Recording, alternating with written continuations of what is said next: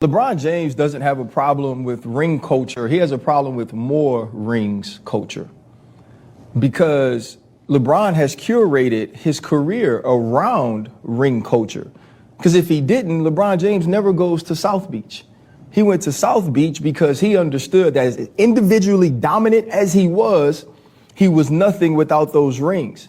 And what's funny also, too, about LeBron is the fact that he's talking about the accumulation of something when that's the exact argument that all of his fans, all of the people that say he is the greatest, use.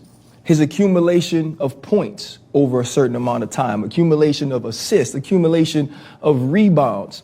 The reason he's pointing out the more rings culture is because he hasn't accumulated more rings than the person that he's chasing. And so if I can get out and debunk the fact that it's about how many rings you get as long as you have one, or if I can get out and debunk the fact that we're not having a conversation about how much you elevated your team in the most important moment, just about how good you were, right? Because when you bring up Barry Bonds, it's like, let's not think about whether or not he won a championship. Let's say he was the greatest ever, which all baseball players agree to, right?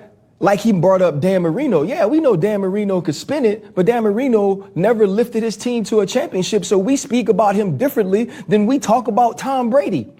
And let's not forget that part of greatness is showing up in the most important moments. The most important moments are playoffs and championships.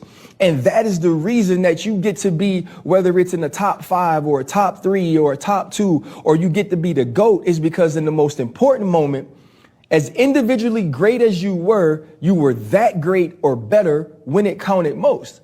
And so LeBron James is extremely intelligent. He knows that if now he comes out and says, hey, it's not about how many rings you accumulate. It's about how you played individually. Now, all of his fans, his people that say he's the GOAT can point to those numbers as long as you don't point to the amount of rings that somebody won, because that's the conversation or argument that he can't win. And I think for him, right, it's hypocritical because you shaped your career early on around winning championships because you knew championships could make you the GOAT. You even said, when I came back 3-1 against the Warriors, that made me the GOAT because I won that championship. Now, all of a sudden, because maybe there's a fear you won't win another one, championships or amount of championships don't matter.